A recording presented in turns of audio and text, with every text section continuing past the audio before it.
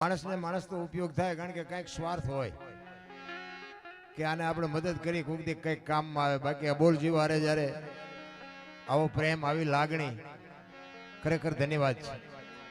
એટલે કે આવા પૈસાદાર માણા બાપુ આમાં સમજતા જ નથી. એને જ્યારે આ વાત ઉગે છે ને ત્યારે બહુ મોટી વાત છે. અને આ બધું એમ નામ સમજાય એવું છે નહીં, કારણ કે આપણને આપણી જ્યાં સુધી ઓળખાણ ન થાય ને ત્યાં સુધી બધું બાપુ ધક્કો છે, સમજી લેજો. મીરાબાઈએ કીધું કે આત્માને ઓળખ્યા વિના લક્ષ 84 નહીં મટે, તમારી ભ્રમણા ભાંગ્યા વિના ભવના ફેરા નહીં મટે. હવે આને ઓળખવું આ કેવી રીતે? બધા વાર્તા એવું તો કરે છે, કેમ ઓળખવું? આપણે ભજન કરો, ભજન કરો, ભજન કરો, પણ કેવી રીતે કરવું? ઊંધા માથે થવું, કેમ થવું?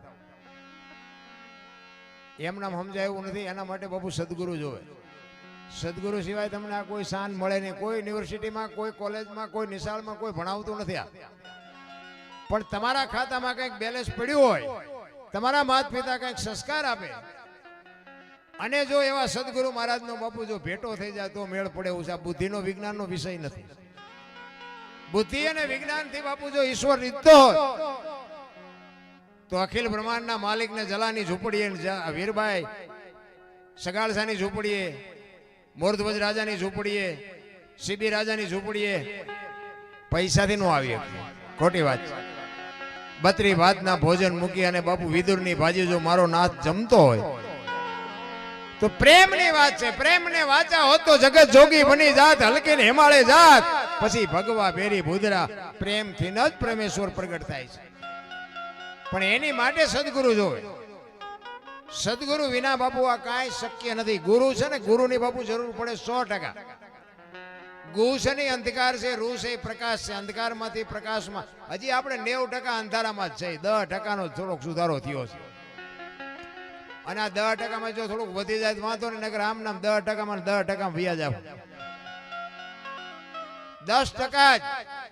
અને જ્યાં સુધી પ્રકાશમાં નહીં આવે ત્યાં સુધી બાપુ ખબર જ નહીં પડે કે ગુરુ શું છે, શિષ્ય શું છે. માણસનો એક જ અવતાર એવો છે.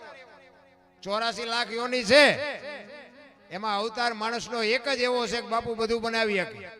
આ જેટલું દેખાય ને એટલું બધું માણાએ બનાવ્યું છે. આ જેટલું દેખાય એટલું કોઈ બીજો જીવ બનાવી નથી.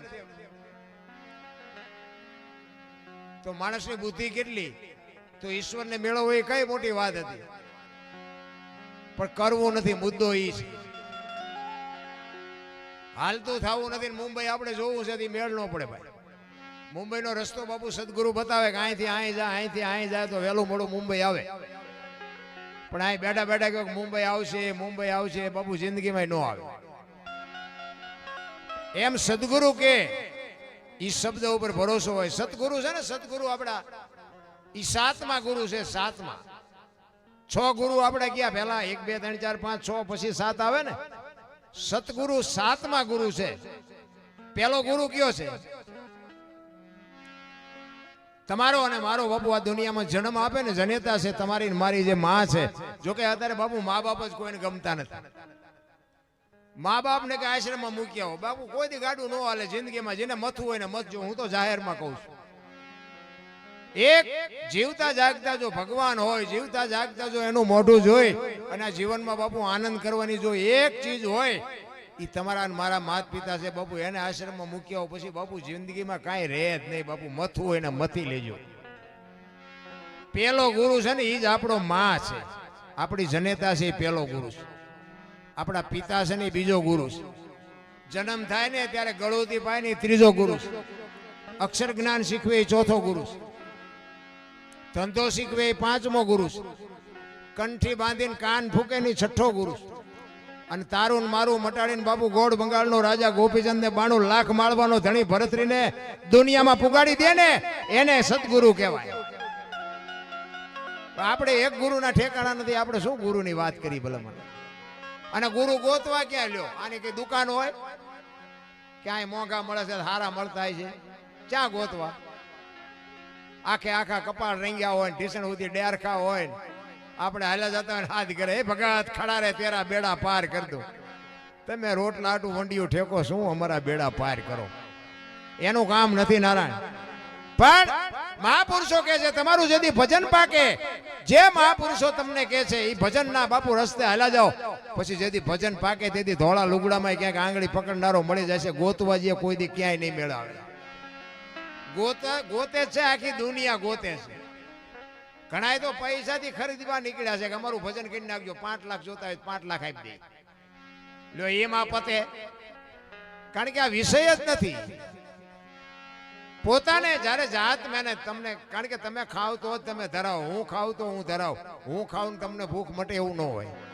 એની માટે તો બાપુ આપણે જ આપણી રીતે મહેનત કંઈક કરવી પડે. મહાપુરુષો એટલા જ માટે બાપુ વાણી રૂપી આપણને ઘણી બધી વાતો આપી છે. હું તો આટલી બધી સંખ્યામાં બહેનો બેઠીને બહેનોને ખાસ કહું, સારી જનેતા વગેરે બાપુ સારા સંતાન કોઈ દી નહીં થાય. સારી સંતાન, સારી માં એટલે હું રૂપાળીની વાત નથી કરતો, હું સંસ્કારની વાત કરું. સારી જનેતા વગેરે બાપુ કોઈ દી સારા સંતાન કોઈ દી જિંદગીમાં ન થાય. તો સારા સંતાન માટે શું કરવું જોઈએ બાપુ? સારા વિચારો હોય, સારી વાતો હોય, સારું કંઈક જ્ઞાન હોય, કંઈક સારા બાપુ 2 વાતો કરતા આવડતી હોય ને એના કોઠે જ બાપુ શિવાજી મહારાણો જન્મે. બાકી ભાઈ હારો દીકરો દે, હારો દીકરો શું અહીંયા ગોદામ છે, ભગવાન પાદરો ગોદામમાંથી આપી દે દીકરો હારો, એમ નથી. પણ હું તો એમ કહું કે ઉદરમાં સંતાનનો વિકાસ થતો હોય અને જન્મ થયા પહેલા રામાયણ ને ગીતાના 5-5 પાના વાંચજો, જો આપને ટેકો દેવું સંતાન ન થાય તો હું ભજન ગાવાનું બંધ કરી દઉં. આપણા ગ્રંથોની, આપણા શાસ્ત્રોની શું તાકાત છે, કરવાની જરૂર આ છે. એટલે જ મહાપુરુષે કીધું કે જનુની જણ તો ભગત જણજે, કાં દાતા કાં સુરવીર, નહીં તો રહેજે વાંચણી મત ગુમાવજે નૂર. બાપુ હારા દીકરા નો જણ. અને જ્યાં ધર્મ ધ્રુજો, જ્યાં પુરુષ ન પૂગી ગયો દેશની આબરૂ બાપુ દીકરીઓ રાખી. ઇતિહાસ તમારે ખોલવાની છૂટ ને તમે કહો તો હવાર સુધી દાખલા આપું તમને. જ્યાં પુરુષ ન પૂગી ગયો ત્યાં દેશની આબરૂ બાપુ દીકરીઓ રાખી. ભાઈઓના કાંઈ નેઠા જ નથી. પણ અત્યારે મારી એક જ ભલામણ છે, હું તો ગમે ત્યાં જાઉં ને, હું તો ભલામણ એક જ કરું છું કે મા ને બાપ ને બાપુ સાચવજો. મા બાપ જેવા ભગવાન બાપુ, તમે ભગવાન ને માતાજી ને પિતાજી ને બધું છે ને એ બધું પછી છે. પેલી મા ને પેલો બાપ છે. મા ને બાપ ને બાપુ બેટેમ સારો રોટલો દેજો, જિંદગીમાં કોઈ દી મોળો દી ન ઉગે, આપણી ગેરંટી. મા ને બાપ બસ આને સાચવો, વ્યસનથી થોડાક આઘાર્યો અને કુટુંબ પરિવારની એકતા રાખો. બસ હું કોઈ નથી કહેતો કે માંડવા નાખો ને કથાયું કરો ને ભજન કરો ને મંદિર બનાવો ને પ્રતિષ્ઠાયું કરો ને, કાંઈ કરવાની જરૂર નથી. રાખ અરે આપણી માં ને આપણા બાપ ને પગે લાગીને દુનિયામાં જાઓ. સવારમાં નીકળો બાપુ, આખી દુનિયામાં ક્યાંય પગે ન લાગવું પડે, આપણી ગેરંટી. બાપુ લખવું હોય તો લખી લેજો. બાકી કોઈ દી બાપુ છે માના બાપના કાળજા જેને બાળ્યા છે ને એને બાપુ બંગલા હોય તો ભલે, ગાડીઓ હોય તો ભલે, મોટા પ્લેન ઉડાડતા હોય તો ભલે, એની અંદર બાપુ કોઈ દી શાંતિ ન મળે. માન બાપ જેવા બાપુ, હું તો મારે સતીશભાઈને અમે ઘરે આવ્યા પછી ખ્યાલ આવ્યો એમના માતુશ્રી સ્વર્ગસ્થ થઈ ગયા, છતાંય આવું ભગીરથ કાર્યમાં પોતે સહભાગી થઈ અને કીધું, અને હું પણ રાજી થયો. ખરેખર માં આપણા 12 દિવસનો નિયમ છે. આપણું ગરુડ પુરાણ એવું કહે છે કે આત્મો નીકળે ને પછી 12 દિવસ સુધી આ ફરતો હોય, એની ચેતના છે ને આ ફરતી હોય. 12 દિવસ સુધી ધર્મરાજાના દરબાર ખોલતા નથી એવું કહે છે. તો એ માનો આત્મો બાપુ આજે આપણને બધાને નહીં જોતો હોય કે વાહ ખરેખર ધર્મનું કાર્ય કર્યું છે, ભગીરથ કાર્ય કર્યું છે. મારા સંતાનો એ બધાને આગળ હાલી ખવડાવવાનું, પીવડાવવાનું, રમવાનું, ઠેકવાનું, ભજનનું, આનંદનું, લોક ડાયરાનું.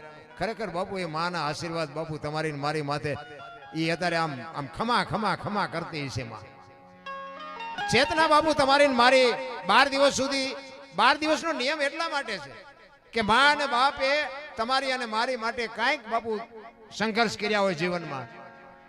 એટલે 12 દિવસનો એ નિયમ છે કે હું ગયા પછી મારા સંતાનો મારી પાછળ શું કરે છે. મેં એની માટે આટલું કર્યું, આટલા મકાન ને આટલો ધંધો ને આટલા પૈસા ને આટલું આ ને આટલું આ. મારી પાછળ કાંઈ કોઈ અબોલ જીવને કે કોઈ 5 નામ ભગવાનના કે ઈશ્વરના કાંઈ મારા સંતાનો કરે છે એ જોવા માટે જ બાપુ 12 દિવસ સુધી આત્મો બાપુ ફરતો હોય છે. અને આવા ભગીરથ કાર્ય જોવે ને બાપુ, એ આત્માને સદગતિ મળે મળે ને મળે. સરસ કાર્ય આવા જ્યારે કરતા હોય ને ત્યારે બાપુ એવા સંતાનોને બાપુ દિલથી સલામ કરું છું. ખરેખર આવા સંતાનો તો બાપુ એવા મા બાપના જ્યારે સંસ્કાર મળે ને તારે, નકર છોકરો જ આડો ઉભો રહે. મારી માં હોય છે ને તમારે આવું કરવું છે, બધા નડે. માં નો નડી હોય એની પ્રજા નડે. ખરેખર બાપુ ધન્યવાદ બાપુ. એવા સતીશભાઈ જેવા જ્યારે સંતાન, ખરેખર દિલથી સલામ કરું છું. ખાવું પીવું એ ભાગની વાત, મરી જવાનું છે એ વાતે પાકી, પણ એવા ભગીરથ કાર્ય કરતા કરતા બાપુ આ દુનિયા છોડી એટલે બાપુ કેવડો બાપુ એ આત્મો ભાગ્યશાળી ગણાય, કેવો એ પવિત્ર આત્મો છે. હું તો ખરેખર રાજી થયો, કારણ કે આ તો કહેવાય નહીં કોઈને, નકર તો ઘણા એમ કે અમારી માં મરી જાય તમે રાજી થયા. એટલે રાજી થવા જેવું તો બાપુ મરવાનું તો છે જ. એમાં દાંત કાઢતા કાઢતા મરો, રોતા રોતા મરો. મરવાનું છે, એમાં કઈ હાલવાનું જ નથી. અહીંયા કોઈ વકીલ બકીલ કોઈ કાંઈ કેસ કોઈ લડતું જ નથી. અહીંયા પાદરો ચુકાદો જ હોય, ઉપડ એટલે ઉપડવાનું જ હોય, એમાં બીજું કઈ આવતું જ નથી. પણ મરણ છે ને એ બાપુ અનિવાર્ય છે બાપુ. આવવાનું છે આવવાનું છે આવવાનું છે, એ 100%ની વાત છે. પણ જેટલું જીવાય એટલું આનંદ કરી લેવાની વાત છે, મોજ કે. મને તો એમ થાય ભલા મને જીવે એવું આવ્યું. હે વાહન મકાન રૂપિયા લોઢા હવામાં ઉડે, અગર દોડે, વાતું થાય. શું બાપુ ઘટે છે આમ? તમે જુઓ આવા મકાન આપણા ગઈઢાય ભાડ્યા હતા. વરસાદ થાય આખા ઘરના બકડિયા લઈને રખડતા હોય, દંદુડિયું થતી હોય, એટલે હું ચારે એમાં આપણને મોટા કર્યા. બોલો અત્યારે તમે જુઓ તો વાહ વાહ વાહ વાહ. આમ તમે જો જળો મળો થાય, આમ એડિયાને દીવા કરી કરીને મરી ગયા. અરે જીવે એવું આવ્યું છે ભલા મને. મને તો એમ થાય કાલ મરી જાય, જેટલું જીવાય એટલું મોજ કરો, કાંઈ વાતમાં છે જ નહીં. પાછી કોઈ વ્યવસ્થા નથી, ગમે એટલું ભેગું કર્યું હોય તો આઠાના ભેગા લઈ જાય એવી વ્યવસ્થા નથી. શું લેવા લોહી ઉકાળા કરવા દો? હિલોળા કરો ને, વાપરો ને, મોજ કરો ને, સારા ઠેકાણા આવા અબોલ જીવને આપો, મોજ કરો. કાંઈ ભેગું તો આવવાનું જ નથી, કોઈ દેવાના નથી. લઈ જાય એવા ઘણા છે, પણ વ્યવસ્થા જ નથી.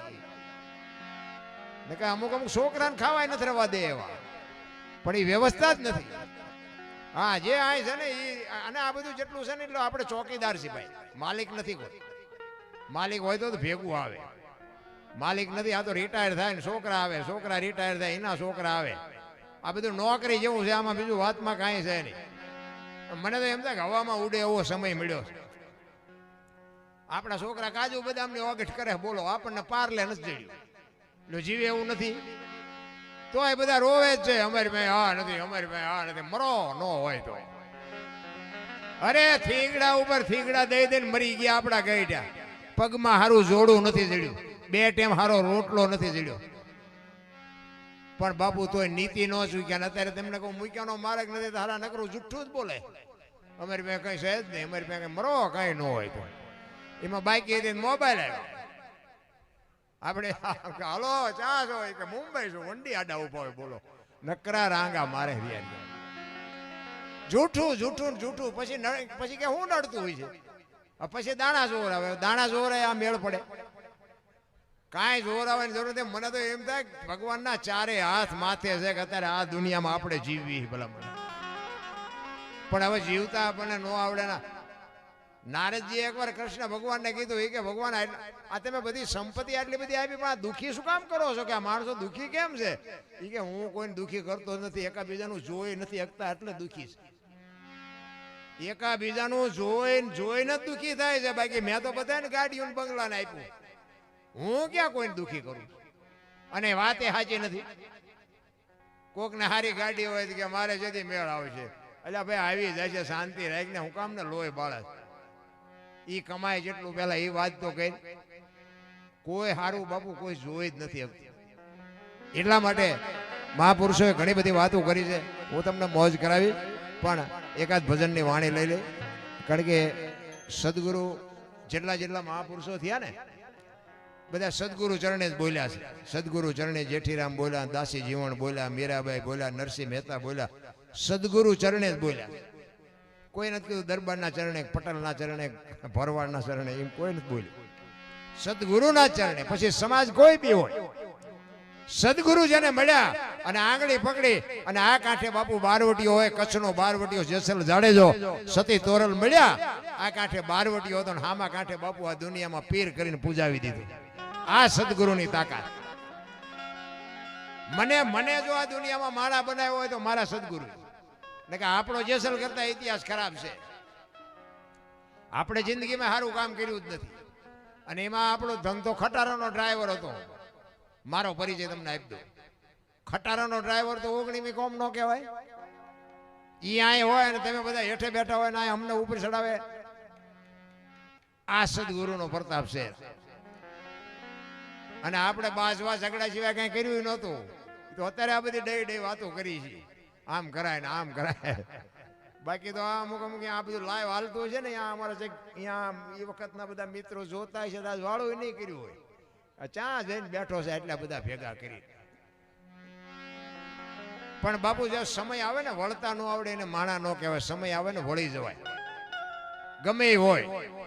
કારણ કે સમય છે ને સમય જ કરે છે. કોઈ કહેતું હોય કે મેં કર્યું એ વસ્તુ ખોટી છે. તમારો સમય હોય ને તમે બાપુ કરોડપતિને લાફો મારી શકો. શું કામ? તમારો સમય છે. અને જેથી સમય યોજન તેથી રાંકા તમને ગહી નાખે. લખવું હોય તો લખી લેજો.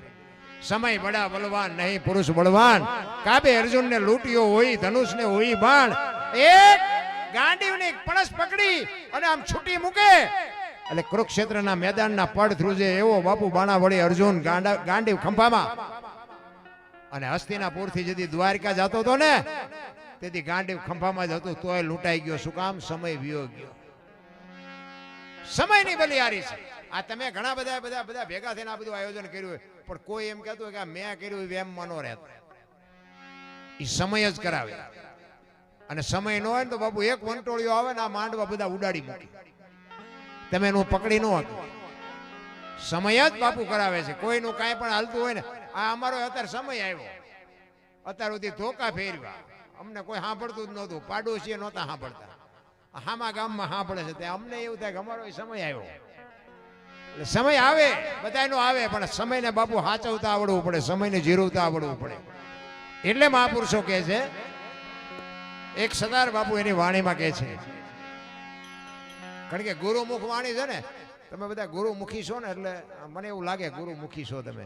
એટલે અમુક ગુરુમુખી વાણીમાં તમને અનુભવ હોય અને સમજાય. અને ગુરુમુખ નહીં હોય ને એને મારી વાતો અમુક નહીં સમજાય. એટલે કદાચ સમજાય 2 દી પછી સમજાય. પણ ગુરુ કારણ કે મને ગુરુ અમારા ગુરુ મહારાજ જયારે માણા બનાવ્યો છે મારે તો ગુરુના જ ગાણા ગાવાના હોય. કારણ કે આ તમે બધા મને સાંભળો છો મારા ગુરુનો પ્રતાપ છે. બાકી મારી એવી કોઈ હેસિયત નથી કે હું કોઈને સલાહ આપી શકું કે હું કોઈ એવી જ્ઞાનની વાત કરી શકું. મેં કોઈ બાપુ વેદ શાસ્ત્ર પુરાણ રામાયણ ભાગવત ગીતા કાંઈ વાંચ્યું નથી. અને આ દુનિયા જ મને શીખડાયું બધું. ખટારો આંકતા આંકતા બધી આખી દુનિયા રખડ્યો અને એમાંથી જ મને બધું મળ્યું. કેવી દુનિયા છે, કેવા મા બાપને હાચવે છે, કેવા મા બાપને દુઃખી કરે છે, કેવા બૈરાન હાચવે છે, કેવા બૈરાન મારે છે, કેવા સંતાનોને દુઃખી કરે છે, કેવા સંતાનો મા બાપને દુઃખી કરે છે. આ દુનિયામાં બાપુ મેં મારી જાત અનુભવથી આ બધું જોઈને મેં કીધું છે કે બાપુ જિંદગીમાં કરવાનું કરજો, ન કરવાનું ન કરતાના શરીર જેથી થાકશે ને તેથી રોતા નહીં આવડે. રોતા આપણે આપણા મા બાપના આશ્રમમાં મૂકી આવ્યા હોય અને આપણું શરીર જ્યારે વૃદ્ધ થાય પછી આપણા સંતાન પાસે આપણે આશા રાખવી કે મારો દીકરો મને પાણીનો લોટો ભરી દે, મારો દીકરો મારું બાવડું પકડે. આ કેટલું વ્યાજબી છે. એ આશા ખોટી છે. અને એ છોકરાએ જોયું ન હોય